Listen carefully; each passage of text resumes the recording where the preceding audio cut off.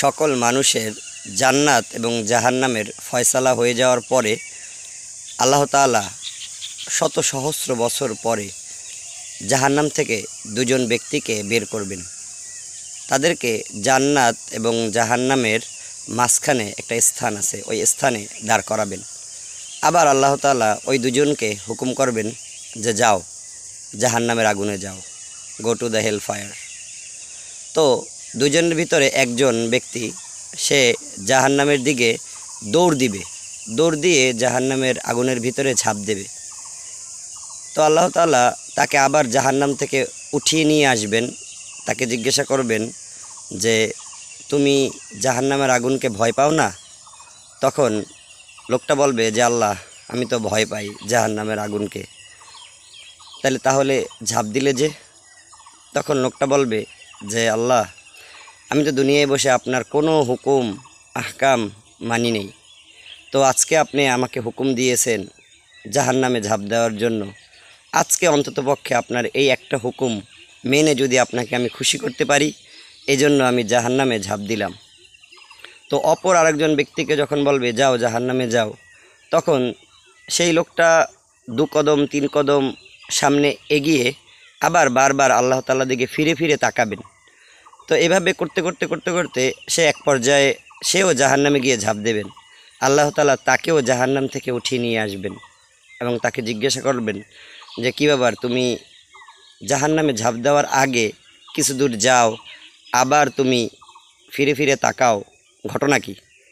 তো সেই লোকটা বলবে আল্লাহ, আপনারা বলছেন কুলিয়া ইবাদিয়াল্লাযীনা আসরাফু আলা আনফুসিহিম লা তাকনাতু মির রাহমাতিল্লাহ, আপনারা আপনার রহমত থেকে নিরাশ হতে নিষেধ করেছেন। তো আমি ভাবলাম আপনি আমাকে দয়া করে জাহান্নাম থেকে এই জান্নাত জাহান্নামের মধ্যবর্তী স্থানে নিয়ে এসেছেন, হয়তোবা আপনার মায়া লেগেছে আমার প্রতি, এই জন্যই তো আমাকে জাহান্নাম থেকে আপনি বের করে নিয়ে এসেছেন। যদি আমার প্রতি আপনার দয়া আসে, তো এই ভেবে আমি কিছু দূর যাই, 2-1 কদম আগাই, আবার আপনার দিকে ফিরে ফিরে তাকাই, এই মনে হয় আপনি আমাকে ডাকবেন, এই মনে হয় আপনি আমাকে বলবেন থামো, জাহান্নামে যেতে হবে না। এই জন্য আমি আপনার দিকে বারবার ফিরে ফিরে তাকিয়েছি এবং সামনে এগিয়েছি। আল্লাহ বলবেন যাও, তোমাকেও আমি ক্ষমা করে দিলাম। আল্লাহ তাআলা এভাবে, এই যে হাদিসে এসেছে যে দুজন ব্যক্তিকে জাহান্নাম থেকে বের করা হবে, আসলে কি দুজন শুধু? আল্লাহ তাআলার হিকমা, আল্লাহ তাআলার জ্ঞান, আল্লাহ তাআলার প্রজ্ঞা, আল্লাহ তাআলার উইজডাম এই সম্পর্কে আমাদের ধারণা নেই। হাদিসে তো দুজন এসেছে, কিন্তু আসলে কি দুজন ব্যক্তি কি আল্লাহ তাআলা জাহান্নাম থেকে মুক্ত করবেন? আল্লাহ তাআলা সূরা 3-এর শেষের আয়াতে বলেছেন আলাইসাল্লাহু বিআহকামিল হাকিমিন, আমি কি বিচারকদের ভিতরে সর্বশ্রেষ্ঠ বিচারক নই? আল্লাহ তাআলা প্রশ্ন ছুড়ে দিলেন মানব জাতির উপরে, আমি কি বিচারকদের মধ্যে শ্রেষ্ঠ বিচারক নই? বালা বালা ইয়া রব ওয়া আনা আলা যালিকা মিনাশ শাহিদিন, নিঃসন্দেহে আপনি বিচারকদের মধ্যে শ্রেষ্ঠ বিচারক এবং এই সাক্ষী আমি দিচ্ছি নিজেই। আল্লাহ তাআলা পবিত্র কুরআনুল কারীমে বলেছেন ওয়াকাফা বিল্লাহি ওয়ালিয়্যাও ওয়াকাফা বিল্লাহি নাসিরা, আমি আমার বান্দার অভিভাবক।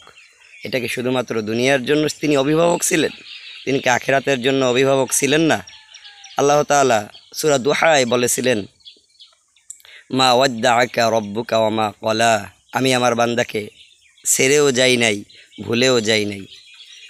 তো আল্লাহ তাআলা এই যে ওয়াদা করেছেন সূরা দুহায়, মা ওয়াদ্দাআকা রব্বুকা ওয়া মা ক্বালা, আমি ভুলে যাই নাই তোমাকে ত্যাগ করি নাই, তোমাকে দূরে সরিয়ে দেই নাই, তোমাকে ছেড়ে চলে যাই নাই আমি।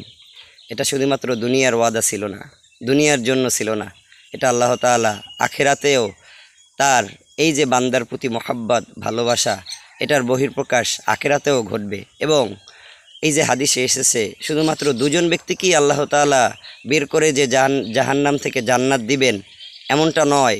আল্লাহ তাআলা কত হিকমা, কত প্রজ্ঞা, কত জ্ঞান, আল্লাহ তাআলা তার ভালোবাসার বহিঃপ্রকাশ, তার মহব্বত এর বহিঃপ্রকাশ তার বান্দার প্রতি কীরূপ, এটা বোঝানোর জন্য আল্লাহ তাআলা কত শত শত crore crore million trillion zillion কত মানুষকে যে জাহান্নাম থেকে মুক্তি দিয়ে জান্নাত দিবেন, এটা আমরা জানিও না, হিসাবও নাই। তা আল্লাহ তাআলা আমাদেরকে বুঝার তৌফিক দান করুক।